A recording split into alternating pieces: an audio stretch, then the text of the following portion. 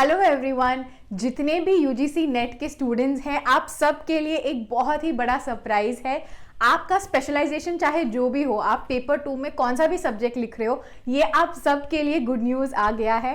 क्योंकि अब से मतलब जून 2024 के अटेम्प्ट से अगर आप यूजीसी नेट क्वालिफाई नहीं करते हैं, ठीक है, अगर आप एग्जाम में क्वालिफाई नहीं कर पाते हैं यूजीसी नेट, फिर भी आपका अटेम्प्ट जो है वो वेस्ट नहीं जाएगा। आप आपका सेम स्कोर यूज करके पीएचडी में आप एडमिशन्स ले सकते हैं। यस, हम इस वीडियो में इस नोटिफिकेशन के बारे में और डिटेल में बात करेंगे। And I am saying this is a big news, a very big news, good news. Why, मैं ऐसे क्यों बता रही हूँ? क्योंकि अब तक का जो पैटर्न था उससे स्टूडेंट्स को बहुत सारे डिफ़िकल्टीज फेस कर रहे थे। जैसे मान लीजिए आपको पता था यूजीसी नेट साल में 2 बार होता है, कोई भी आप सब्जेक्ट ले लो, डजेंट मैटर, तो आपको साल में 2 अटेम्प्ट मिल रहे थे। एंड इसमें अब तक 2 पैटर्न्स थे।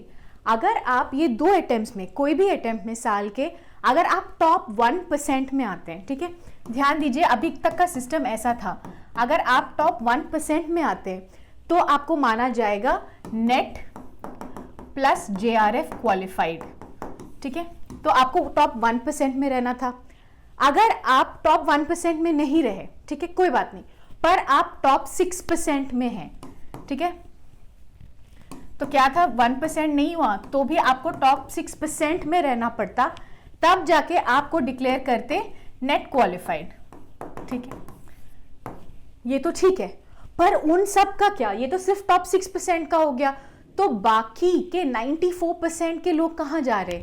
उन्होंने भी अटेम्प्ट दिया है, मिनिमम 2-3 महीने का प्रिपरेशन उन्होंने भी दिया है इस एग्जाम के लिए, कोचिंग भी बहुत लोग करते हैं। एंड बहुत बार कट ऑफ से बस थोड़े से मार्क्स में आपका कभी कभी लूज आउट हो जाता है, आप ना नेट क्वालिफाई कर पाए, ना एनईटी, ना जेआरएफ क्वालिफाई कर पाए।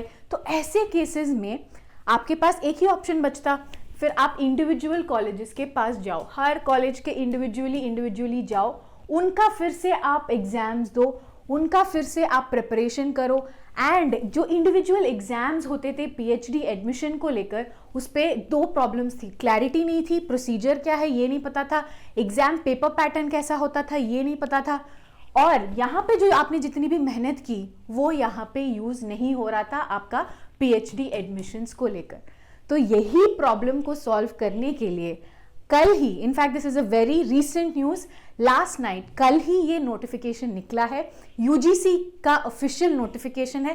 वो बैठे, वो कमेटी बिठाएं, ये पूरा जो इश्यू हो रहा था स्टूडेंट्स का पीएचडी एडमिशन को लेकर, उन्होंने वो डिस्कस किया एंड ये न्यू नोटिफिकेशन अब रिलीज किया है। एक बार देख लेते हैं नोटिफिकेशन क्या है, what is this good news that we are getting.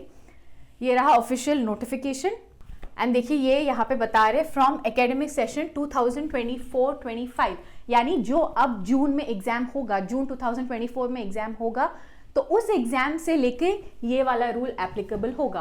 तो अगर आपने ऑलरेडी पहले का नेट दिया हुआ है, सॉरी, आपके लिए ये बेनिफिट एप्लीकेबल नहीं होगा, ठीक है। तो ये कह रहे हैं नेट स्कोर, जो भी आपका यूजीसी नेट एग्जाम का स्कोर होगा, can be used for admission to PhD programmes. तो पहले भी ये ऑप्शन था, पर ये ऑप्शन अगर आप सिर्फ नेट क्वालिफाई करते तो ही आपको ये ऑप्शन मिलेगा। अब इन्होंने क्या किया, ये ऑप्शन सबको अवेलेबल करने के लिए उन्होंने 3 कैटेगरी में डिवाइड किया, यहीं पे लिखा है, देखिए यही नोटिफिकेशन को आप ध्यान से पढ़ेंगे तो उन्होंने कहा है अब से नेट क्वालिफाइड को 3 कैटेगरी में बांटेंगे। पहले 2 कैटेगरी थे, टॉप 1%, टॉप 6%, अब वो कह रहे हैं कि 3 कैटेगरी में डिवाइड कर देंगे। Will be declared eligible in 3 categories.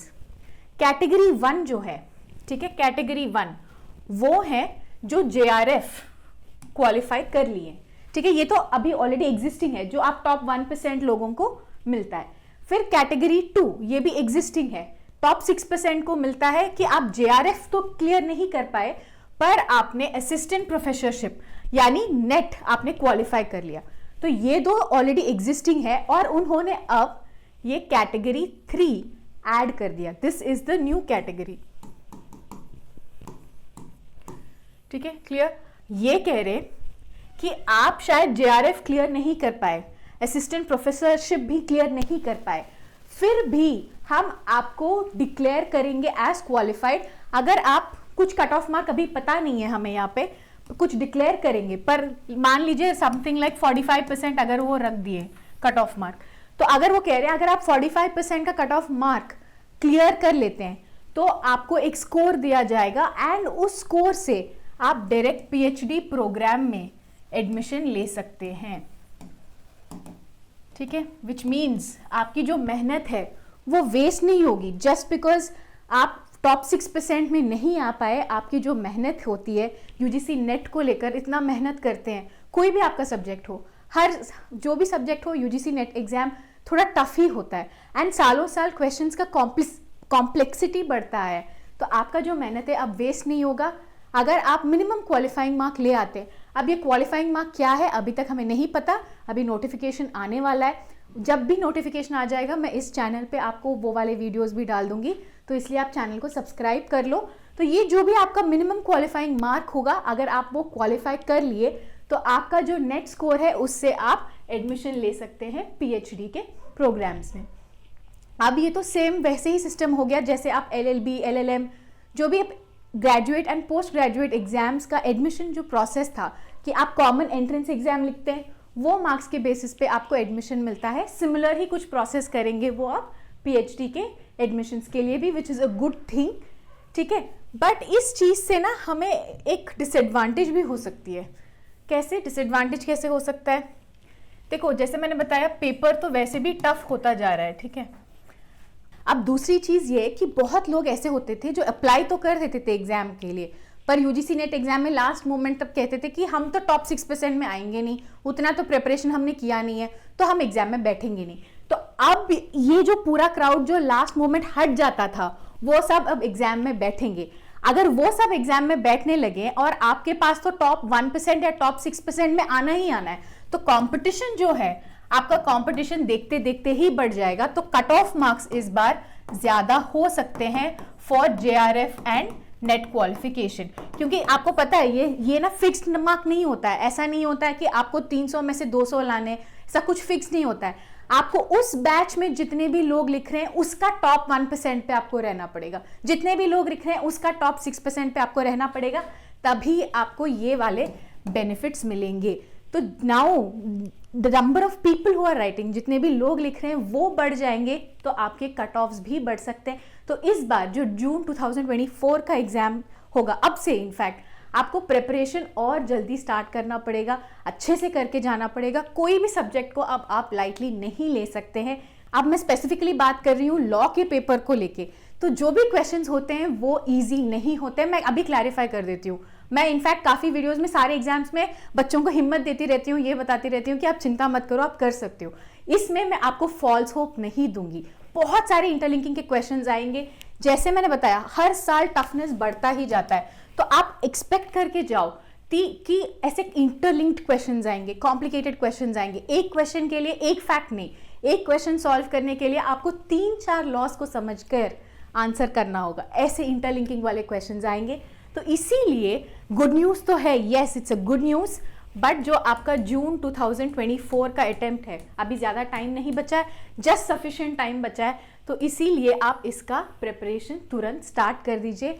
And अगर आपको समझ में नहीं आ रहा क्या करें कैसे करें, आप हमारे साथ जुड़ जाइए। मैंने एक सेपरेट टेलीग्राम चैनल स्टार्ट किया है स्पेसिफिकली फॉर यूजीसी नेट, जिसका लिंक आपको यहाँ मिल जाएगा।